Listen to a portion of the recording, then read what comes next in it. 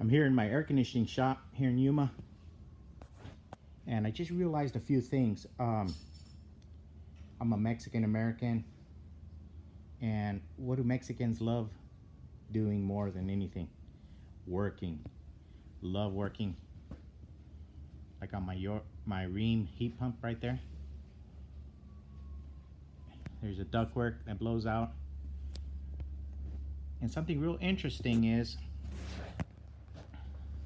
something that makes us work a lot lately is the new high efficiency units. We have a Ream unit here that's super high efficiency, 14 SEER. It's still under warranty. I think it's like 8 years old.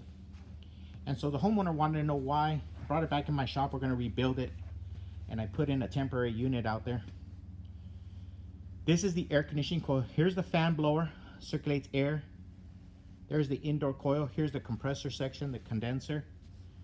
Now we got a brand new indoor coil. I have my son working on it. He just walked out. I don't know if he don't like the camera or what, but I'm going to interview him right now. As a Mexican, there's one of the greatest things we like doing is making our kids work. And so I'll interview him right now. But the factory sent me a upgraded indoor coil, titanium. Let me see if I can look over here. They call it what do they call it, Joe? That painting on it? Tin plated. They call it a tin plated coil, 3 rows deep on a 14 SEER 2.5 ton. Now here's the old coil, copper. So something is destroying these indoor coils. Look at that coil right there. Look at all the oil. So a customer might tell us, why is my AC leaking Freon? Well, it's not leaking per se. You can't put your torch to it.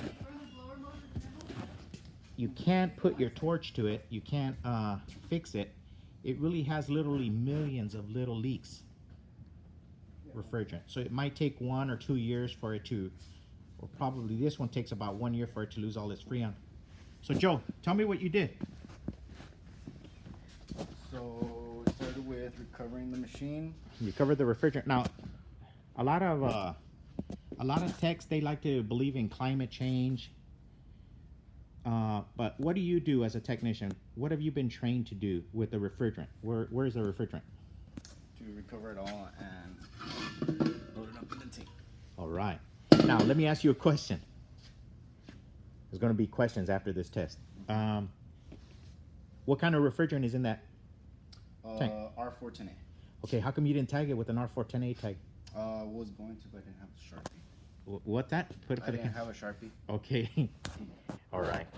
Walk across the street and get a R410A tag. Okay, so you recovered the refrigerant into that tank. We're going to put it back in.